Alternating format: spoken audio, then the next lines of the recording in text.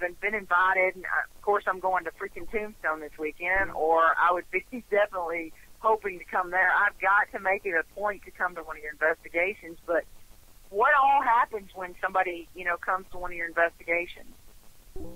Well, as I say, every time the group enters the house, it's kind of funny because they all come in. I said, all right, you can just stop right there. The first words out of my mouth are, this is like no paranormal investigation you've ever been on. And by that I mean is I've been to a few, and I always kind of get irritated because you pay X amount of dollars to get into this location, and it's usually a hotel or an environment that's, I forgot where I've been. I've been to the, up north, Santa Paula, to the, inn over there. It was interesting. But, and I've been to some other places, I think the Queen Mary. But the joke is you pay an exorbitant amount of money to get in for a limited amount of time, and there are always rooms that are blocked off. And instead of having a nice spread of food, you've got, you can buy yourself some sodas for $5. You can buy yourself a bag of chips for $3. Maybe some candy bars for $2. And I'm kind of going, I just spent an arm and a leg to get in here, and this is the best you've got, and it's not even complimentary. It's something you have to buy as a snack. I said, no. When you come into my house, you come into my home, and your company, and your guests. So I put out a whole food spread, and they go, what the hell is that? Excuse me. Basically, I put out turkey meatballs and regular meatballs. I put out pita bread and hummus. I put out chips. Dorito chips and regular salsa chips. 2 different types of salsa, guacamole, a cheese platter, crackers. Vegetable platter with ranch dressing. What the hell else do I usually put out? Oh yeah, of course, the whole big thing of tray of chocolate chip and white chocolate chip cookies and stuff. Because I said, look, when you guys are coming in here and you're going to spend 7 hours, and we're starting at 8 o'clock, and we're going to 3 in the morning, you guys are going to get hungry. I said, I am not interested in nickel and diming you once you come in here to then start selling you soda cans for $5. I said, no, if you guys also have orange juice, orange, pineapple, banana, cranberry juice, all different types of soda, 7-Up, Diet Coca-Cola. And so, and coffee if people need it because we go late. And I'd make it say, look, once you come in, that's it. You don't have to spend another dime. You come in. Then we take them up to this bar, and basically I give them the whole 9 yards about the house, show them the photographs that have been shot here, talk about the Sharon Tate murders, talk about any of the experiences we've had here. Basically, this is all about 20 minutes tops. Just give them a backstory about the house and the building of the house, and then we basically go through a walkthrough of the house. So we start from the top floor, go into the den, look around there, look at the figurines where the Beetlejuice figurines are. And we basically go downstairs into the second floor, walk down the hallway, which is the hallway that was shot for Tess has to deal with some ghosts some 8 years ago. We then go down into the laundry room and also my office where all the Jack Johnson memorabilia is put in. We then go downstairs to the 3rd level, which would consist of the theater room, the guest bedroom, and, of course, the earthen wall room. So basically we give them a whole tour of the house so everybody understands the layout. Meantime, throughout the entire house, there are 16 infrared HD 3-megapixel cameras with microphones throughout the entire house. And they're all dead end at where the DVR junction box is, which we then feed to a line that goes upstairs to the garage where we have a pull-down 87-inch by 87-inch screen that we have a HD 1080p projector that projects the image from the 16 cameras in the house. So then we come upstairs, we break up into 2 groups. Part of one group goes downstairs and basically starts investigating. The other half basically stays up in the garage and watches the monitors to see what's going on in the rest of the house. And what's funny is most people say, oh, that's so boring, standing upstairs and watching the monitors. Quite to the contrary. And by that I mean the whole house is dark. So the people going through have very, very small light sources. So there's activity that's happening in the darkness that they can't see. But on the infrared cameras, you can see stuff that's happening. And it's funny because and people say, oh, that's it. And once stuff starts happening and people are running downstairs saying, come on upstairs, you got to watch what just happened in the room where you guys were. They all run upstairs and they watch. They said, oh, my God. And you have this huge image on the screen of what just took place 5 seconds earlier. And you watch where one guy is in the earthen wall room and his shirt, literally the back of his shirt lifts up on its own. And the next thing you see is the guy taking his right hand and trying to scratch his back. Then he comes running upstairs saying, something scratched me, something scratched me. We lift up the shirt, and he has 3 scratch marks on his back. And we show him the video, and he goes, oh, my God. He goes, I didn't even realize my shirt was lifting up. He goes, yeah, but it's not a matter of that. We saw the shirt lift up, and then we watched you responding to the shirt lifting up by lifting your, scratching the back of your back. Oh, so it gets quite interesting. Like I said, we've had stuff that's happened here, and it's always interesting because when stuff happens, people want to see what just happened because they don't know what's happening in and around them, but they can feel it, and when they react to it, and they don't know what they're reacting to, and they come upstairs and they watch it on the big screen, they go, oh my God, look what just happened in where I was standing, and what just zipped right by me when I reacted to that. That is so insane that, you have such a cool setup. Now, that's a command center from hell right there. You know what I'm saying?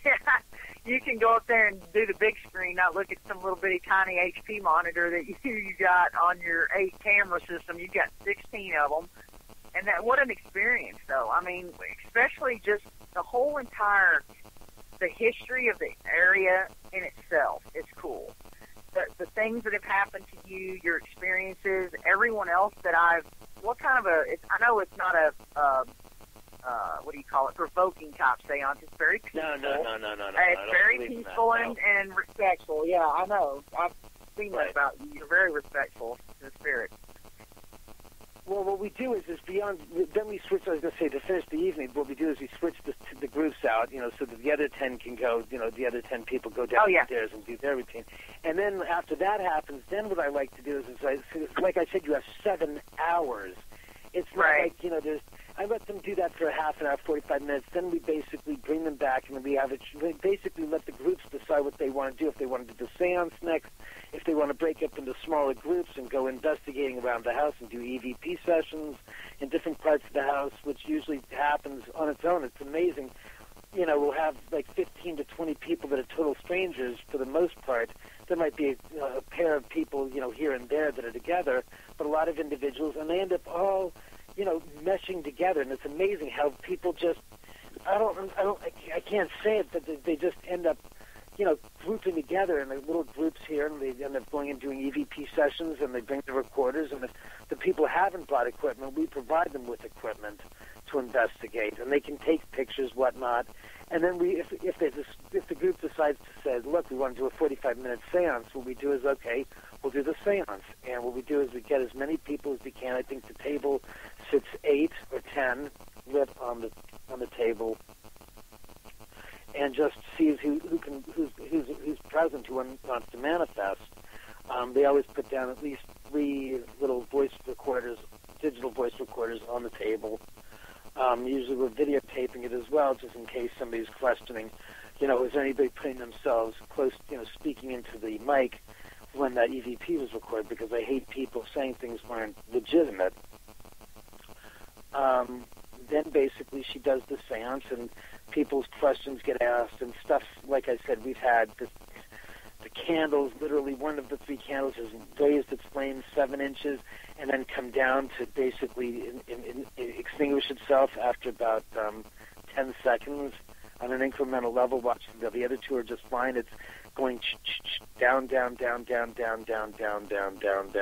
it extinguishes. We've had noises from the room. We've heard knocks, voices, whatnot during the seances. Cold breezes come through the room that are isolated to, like, as you say, from not washing across the table, but literally a cold spot that will appear behind one person and then manifest across the table behind another person. We've had fragrances that have literally been as if they were literally on somebody's wrist being brought under your nose, and then from me it would go across the table to the person that was away on the other side of the table, down 4 people, and then it would revert back to the person that was 3 people to my right, and then it would jump across the table to another part. So it was wildly insane. It wasn't like a whole fragrance was overtaking the room. It was just somebody who was basically isolating person by person and jumping around the table to let them smell a fragrance of a rose perfume. Wow, that is so kind crazy. of things. Yeah.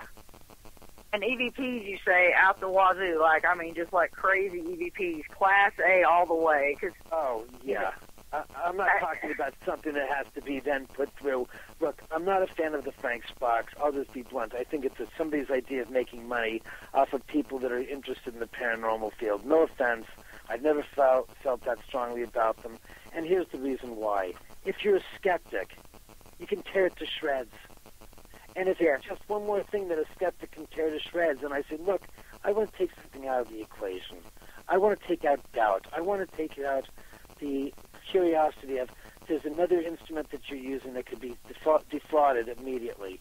But if you have a simple tape recorder or an electronic voice recorder and you're using that, and I'm talking when we play them right back, I've got one that we shot literally a week ago Saturday night or Friday night. My friend was over here with her boyfriend and her friend. We were downstairs in the theater room. We were talking, and you can just hear this whispered voice say, "Silent," just like that. And the funniest thing is it's not only on the voice recorder. I have it on 2 different cameras, video cameras, that are in the house, in the room where it happened, and the room right next door to where it happened. The theater room camera picked it up, and the guest bedroom audio picked it up on that. So I'm right now putting that together to post on YouTube, hopefully tonight. But it's amazing because you can hear it as clear as a bell. We didn't do any modulation, readjustment, any refinement, what do they do? They drop the highs and they take out the static. No way, baby. This is just a first run, unedited version, and you can hear it as clear as a bell. And it goes silent. Okay. Wow. Why do I want a Frank's box, which is basically processing radio frequencies, generated radio frequency transmissions and cell phone transmissions and picking out words out of the randomness that it chooses? It's just not. It's $100 and some odd of money down the toilet, is what I think. I just when a recorder, that's a like I've some of that stuff gets on my nerves. And, like and Rob Demarest of Ghost Hunters International, he just says, just say it like it is. It's a freaking scanning radio. Scanning between freaking stations, and it can be picked apart. And he'd rather not use anything like that. So he's real big on not any of that crap. And, that's his deal. Come out here, by the way. Tell Rob I wanted to come out here. Because, look, Ghost Hunters was here 9 years ago now. I've talked to Craig Pelagian's company, the Pilgrim Films and Entertainment, and they said, they're out on the East Coast. And it's like, it was the highest rated episode you guys had 9 years ago. I think you guys could stand to reinvestigate the house now. It's high time. You did a decent job 9 years ago. Come on back for more. I think it's high time. So tell Rob, I'd love to have him talk to higher-ups at his show and say, look, we want to do an investigation at Omen House. Period. We've never been. Yeah, that would. I'm telling you right now, if I can get I've got a little show that I'm trying to get going called Spirit Quest, and we just did our first episode of Lost Furnaces, which was insane. Shadow figures, all kinds of stuff.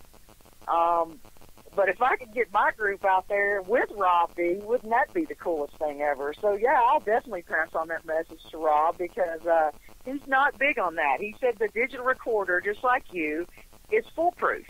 You can't. It's real hard to, digital voice recorder. It's like it's foolproof. It's like you can't really say, that was just a voice on the radio station.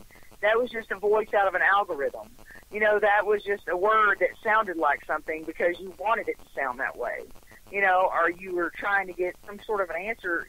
You can't do that with a digital voice recorder. When you play that back and there's a voice there that was not yours or anyone else's, that's pretty damn good proof. You know what I mean? That's from a spirit. That's not a radio interference or a cell phone interference or whatever that could be. There's no way you can really go for that. And I've gotten my best stuff from my digital voice recorder. Of course, it's very